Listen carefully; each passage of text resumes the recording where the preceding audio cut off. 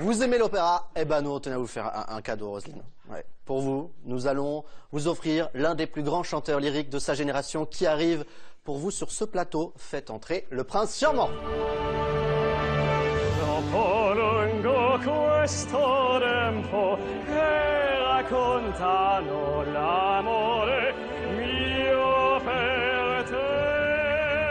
Vous avez fini de brancher?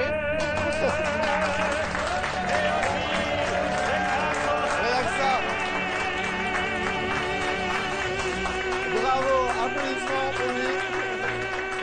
Vous voulez que je vous laisse? Je peux vous laisser si vous voulez. Hein. Ah, ça fait un peu manifestation du Parti Socialiste, mais enfin bon. Anthony, bien sûr, c'est la star de La Belle et ses Princes presque charmants. Une émission qui cartonne sur W9. Il y avait encore 1 500 000 téléspectateurs. Ça cartonne, ça marche vraiment bien. Belles audiences. Je vais rappeler le concept à Rosine parce que je suis pas sûr qu'elle regarde toutes les semaines cette émission. Alors donc il y a une jolie jeune fille et puis pour la séduire il y a 2 groupes de garçons. Donc il y a les très musclés. Ah si, j'ai vu le passage avec la mocheté qui se transforme. C'est ça c'est la fille. La mocheté. Elle était grimée. Elle était grimée. Ah non, mais c'était impressionnant. Oui, oui. D'ailleurs, ce qui est très drôle, c'est que... Alors, si vous voulez, ce qui est très drôle, c'est que Anthony, quand elle était moche, quand elle était grimée, Anthony, il la tutoyait. Et quand elle est devenue belle, il s'est mis à la vouvoyer. J'étais perdu. Mais j'étais perdu. Donc, en fait, vous tutoyez les moches. Voilà, vous le saurez si vous tutoyez. Oui, mais alors, moi, je vais vous dire une chose. Il faut se méfier des moches. Elles se donnent du mal. C'est la 2e saison pour Anthony dans cette émission. Alors je peux vous dire, vu que c'est la 2e saison, que maintenant il y va cash. Et il y a une dernière chose. Bien sûr, vas-y, mais vas-y. J'ai vraiment envie d'un câlin. C'est-à-dire un câlin? J'ai envie que tu me prennes dans tes bras. Maintenant? Ouais. Si tu veux, tu prends dans mes bras, il n'y a pas de problème. Viens, je t'attends. Alors Anthony, je suis très inquiet. Parce que si au bout de la 2e saison, vous êtes à demander un câlin directement, si vous faites jusqu'à la 7e saison, je sais pas ce qui va se passer. Il va lui sauter dessus directement. Ah, il y a du rapprochement, il y a du rapprochement. Bon alors, vous pensez que là, ça y est, là, ça va marcher avec ceci? Ouais, ça veut dire quoi, ce geste? Ça veut dire... Oh les cœurs! Oh les cœurs! Pourquoi vous avez eu envie de refaire l'émission? J'avais vécu une superbe aventure l'an dernier, vraiment une belle aventure humaine. J'ai rencontré des gens formidables. Et cette année, on m'a proposé de refaire une toute nouvelle aventure. Alors je me suis dit, allez, on est partant, on y va et on verra ce que ça va donner. Et là, je peux dire qu'on a vraiment eu des grosses surprises. Il va encore y en avoir. Ça promet, c'est très prometteur. Ah oui, c'est très prometteur, surtout ceux qu'on va voir dans un instant, puisque maintenant on va faire les meilleurs moments dans les jeux télé de la semaine, les wow. Évidemment, les meilleurs extraits de La Belle et ses Princes presque charmants, c'est à suivre.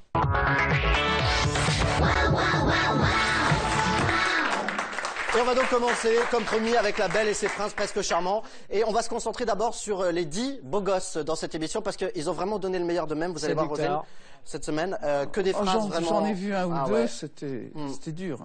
Oui, bah là, c'est au-delà, ce que vous allez voir. La Belle aime quand ça décoiffe.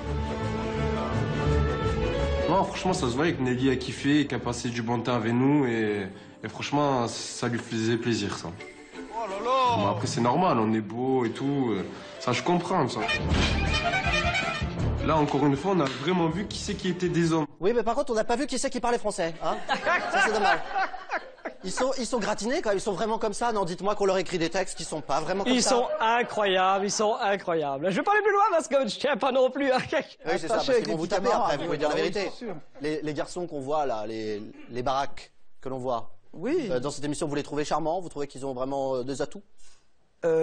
Comment dire, je vais essayer d'être poli, d'être gentil, etc.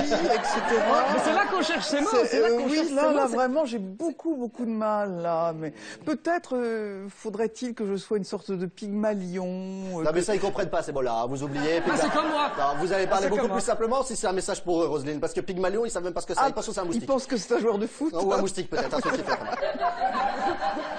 Un moustique exotique. Une sorte de chico, que je serais une sorte de maîtresse, éducatrice. Ça commence à leur parler, à moi.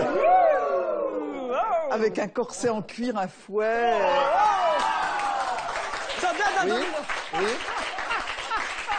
On me dit que W9 vous veut pour la 3e saison de La Belle et ses Princes presque charmants. On vous engage. Ce sera la maîtresse et ses princes presque maso, donc à retrouver beaucoup plus tard, par contre, sur W9, ce sera pas à 20h50, je vous le dis. Non mais quand même, ils grossissent le trait, non, pour vraiment marquer la différence entre les deux groupes, parce que vous n'allez pas me dire, par exemple, ce sous-vêtement-là que portait ce garçon-là, hein. Vous n'allez pas me dire, ça, il a fait exprès. Mais c'est Fabrice. Plus personne ne porte ça aujourd'hui. Mais non, mais il était enfermé, le pauvre. Et, ça me rappelle Thierry Lhermitte dans Les Bronzés. C'est un peu ça. Il s'est changé en vitesse, mais il a... Je suis très fier d'organiser cette rencontre sur ce plateau et justement, je voudrais qu'on la termine en beauté, cette rencontre. Puisque la fan d'opéra et le chanteur lyrique sont obligés de se retrouver dans un formidable duo de légendes. Je vais vous demander de me rejoindre à cette place, de prendre même ma place pour m'interpréter de la manière la plus magnifique qui soit, une très belle chanson. Cette chanson, vous pouvez dire mes fiches, ça n'a aucun rapport. Un grand moment de musique sur France 4 tout de suite. Ce duo, Roselyne Bachelot, Anthony de la Belle et ses princes presque charmants, revisite Peter et Sloan pour vous.